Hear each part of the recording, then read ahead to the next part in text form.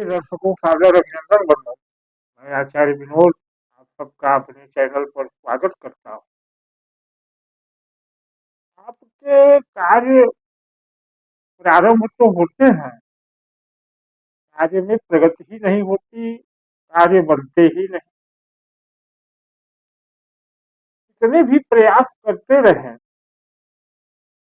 कार्य शुरू होने के बाद रुक जाते हैं, रुकने लगते हैं, बाधाएं इतनी आने लगती हैं, आप सरवाइव ही नहीं कर पाते और फिर आपका आगे बढ़ना लगभग असंभव हो जाता है। अगर ऐसा है आपके साथ, आज का यह वीडियो है आपके लिए। और जैसा कि थंबनेल में आपने देखा है, इसके लिए क्या कारण है वह भी बताऊंगा और विज्ञान भैरव का वह उपाय बताऊंगा, जिससे आप इस समस्या से पूरी तरह से मुक्त हो जाएंगे और साथ ही आप जो चाहेंगे यानी जो सोचेंगे, जो कार्य प्रारंभ करेंगे, वह कार्य पूरी तरह से सफल होने लगेगा, सफलता आपके पीछे चलेगी। वीडियो शुरू करूं उससे पहले निवेदन है, चैनल पर नए हो तो सब्सक्राइब कर लें और वीडियो को लाइक और शेयर करें, जिससे अधिक से अधिक लोगों को इसका लाभ भी मिले। और आपके एक लाइक करने से हमें प्रेरणा मिलती है आप तक ऐसे ज्ञानवर्धक वीडियो पहुंचाने की। तो आइए शुरू करते हैं। कार्य में प्रगति न हो, कार्य मुरझा जाए, इसका मुख्य और पहला कारण है लग्न का कमजोर होना। लग्न का कमजोर होना। लग्न क्या होता है, अगर आप ज्योतिष से परिचित हैं तो जानते होंगे, और नहीं जानते होंगे तो स्क्रीन पर देखें। किसी भी बर्थ चार्ट में खाना नंबर 1 या जिसे हाउस नंबर 1 या जिसे पहला घर कहते हैं, वही लग्न होता है।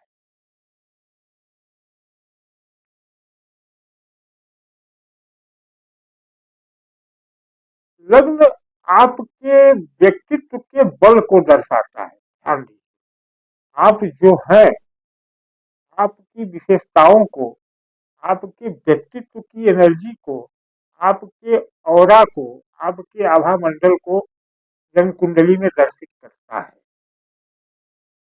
अब अगर यह लग्न ही कमजोर होगा तो व्यक्तित्व कमजोर हो जाएगा। और कमजोर व्यक्ति, क्योंकि जो कुछ भी संसार से हासिल करना है उसे व्यक्ति को ही हासिल करना है, यानी आपको ही हासिल करना है, हमें ही हासिल करना है। और जब हम ही कमजोर हो गए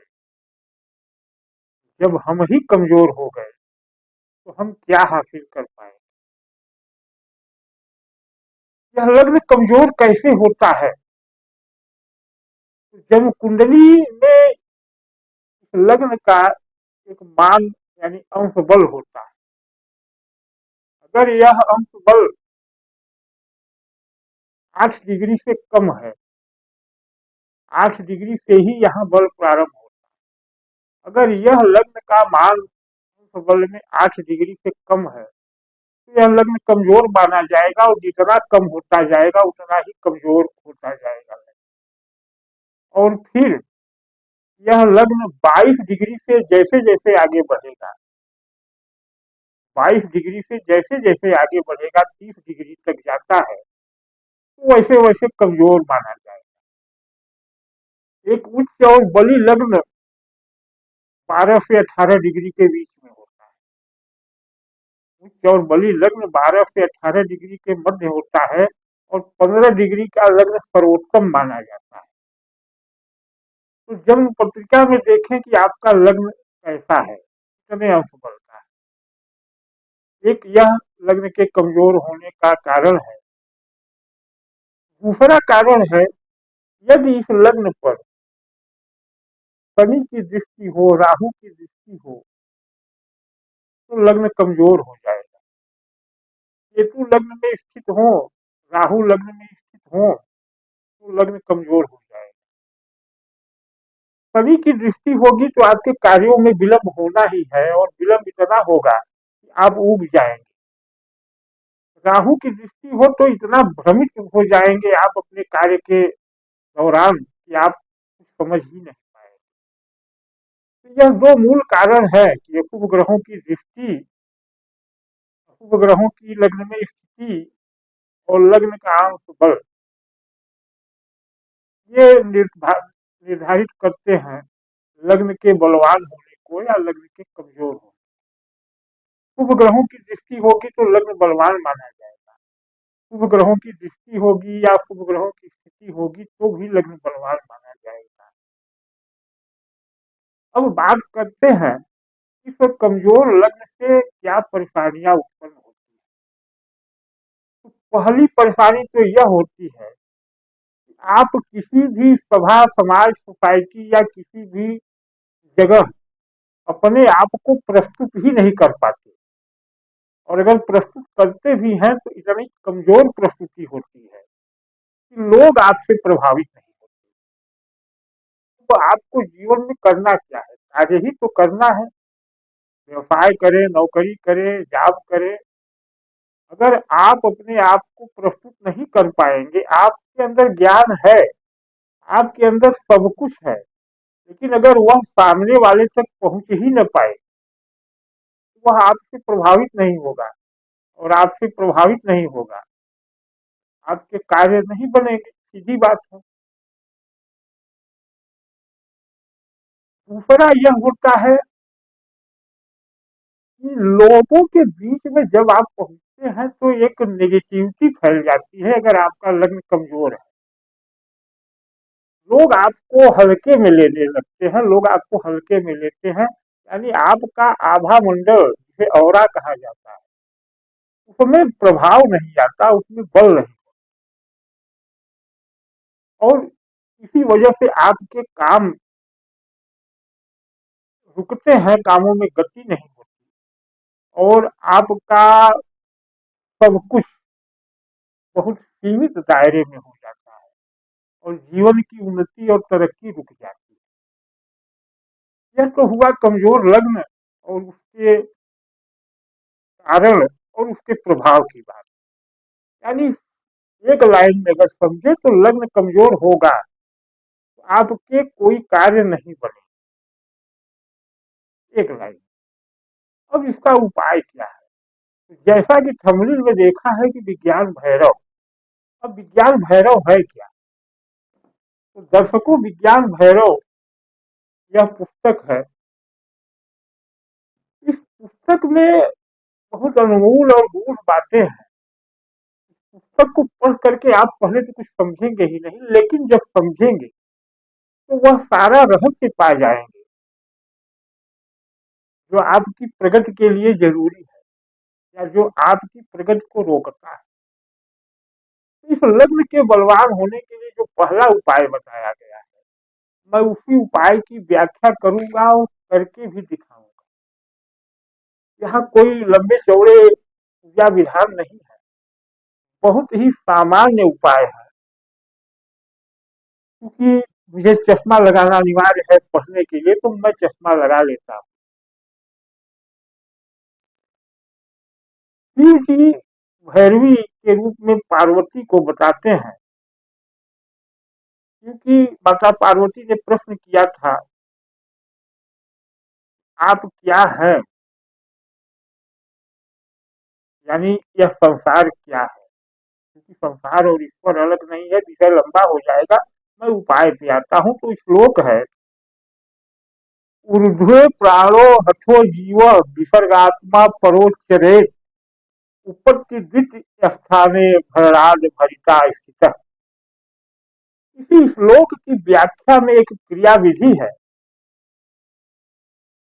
और उस विधि से आपका लग्न बलवान होने लगे। क्या है, ऊर्ध्वे प्राणो हठो जीव, यह श्लोक कहता है कि जो श्वास, श्वास की बात है, जो श्वास आपके शरीर से बाहर निकलती है वह प्राण है। जो शरीर से श्वास बाहर जाती है वह प्राण है, और फिर जब बाहर से अंदर श्वास आती है जो आप लेते हैं वह जीव है।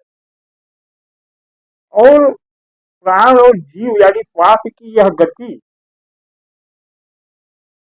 आती है श्वास तो पूरक कहते हैं, रुकती है यहाँ एक सेकेंड के लिए श्वास तो कुंभक कहते हैं, और बाहर निकलती है तो रेचक कहते हैं। यह प्रक्रिया, यह श्लोक कहता है कि स्वाभाविक रूप से होती ही रहती है। यही जीवन की शक्ति है। अगर यह क्रिया न हो तो जीवन खत्म, श्वास ही न चले तो जीवन खत्म। तो जो जीवन की मूल शक्ति है वह यही है। तो यह विधि है, यह विधि यह कहती है, अगर आपका आभा मंडल कमजोर है, आपका ऑरा कमजोर है, आपका जन्म कुंडली में लग्न कमजोर है, आप इसी श्वास पर अपने मन को रखें, अपनी दृष्टि को रखें और रखने का अभ्यास करें। जैसे जैसे यह अभ्यास बढ़ता जाएगा, आपके व्यक्तित्व में मजबूती आने लगेगी और आपका लग्न बलवान होने लगेगा। आप स्थिति वह बनेगी 108 दिन के नियमित अभ्यास से, फिर आप जो चाहोगे वह कर लोगे, वह हो जाएगा। लेकिन यह अभ्यास इतना आसान नहीं है, इसे करना कैसे है हम इसे भी बताते हैं। कहीं भी शांत चित्त होकर के एकांत स्थान में 15 मिनट, 20 मिनट, 10 मिनट बैठने का अभ्यास करें। प्रारंभ बहुत कम समय से हो सकता है। और यह प्रणव यंत्र धारण करें। यह यंत्र आपको हमारे संस्थान से मिलेगा, क्योंकि इस विधि को हमने बहुत गहराई से अध्ययन करके इस पर शोध किया है। यह प्रणव यंत्र दो तरह का होता है। आप जो अभी देख रहे हैं, इसमें नीचे एक मुखी रुद्राक्ष है और ऊपर चांदी का एक खोल है। यह थोड़ा महंगा पड़ेगा, क्योंकि एक मुखी रुद्राक्ष और चांदी के खोल, इस चांदी के खोल में प्रणव मंत्र उपस्थित है, सिद्ध किया हुआ। और एक मुखी रुद्राक्ष शिव का रुद्राक्ष होता है, आप जानते हैं। यह थोड़ा महंगा पड़ेगा, इस पर खर्चे कुछ अधिक आएंगे, लेकिन कार्य क्या है इस यंत्र का हम आपको वह बता दें। जब आप श्वास को अंदर करेंगे और श्वास को बाहर करेंगे, तो यह जो श्वास हृदय में एक क्षण के लिए रुकती है और फिर ऊपर की ओर मुड़ती है, अर्थात पहले नीचे आ रही है और फिर ऊपर की ओर मुड़ती है, इस मुड़ने की प्रक्रिया को सहज, सरल और सुंदर बनाता है यह यंत्र। समझ लीजिए कैसे बनाता है। तो शिव तत्व है और यह श्वास की प्रक्रिया भी शिव तत्व ही है। तो यह उसी प्रक्रिया को सरल, सहज और आपके हृदय को बल देने वाला बनाता है। इसी तरह इसी कार्य के लिए एक दूसरा यंत्र भी उपस्थित होगा, जिसमें केवल मंत्र होंगे। वह यंत्र यह होगा, इस तरह का छोटा सा। यह काफी आपको सस्ता मिलेगा, और जो भी इस अभ्यास को प्रारंभ करना चाहते हैं उनके लिए यही सुटेबल है। इस यंत्र के बारे में आप हमसे व्हाट्सएप पर चर्चा कर सकते हैं। उपयोग मैंने बता दिया कि श्वास की इस गति को आपके आभा मंडल से जोड़ने में इस यंत्र की उपयोगिता है। अब करना क्या है, आपने यंत्र धारण कर लिया, कहीं भी एकांत स्थान पर बैठे और संभव हो तो पद्मासन की मुद्रा में बैठे, और नहीं तो सुखासन, सुखासन जैसे पालथी मार के बैठा जाता है, और शांत चित्त हो जाए, नेत्र बंद कर लें और अपने मन को श्वास की उसी गति पर स्थिर करने का प्रयास करें। जैसे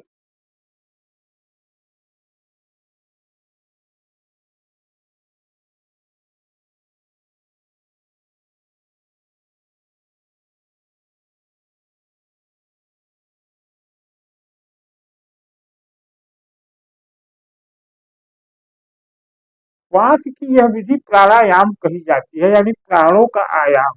और प्राण शक्ति ही तो सर्वश्रेष्ठ है और सब कुछ है। संसार में कोई बाहरी शक्ति नहीं है। सब कुछ यह प्राण शक्ति है।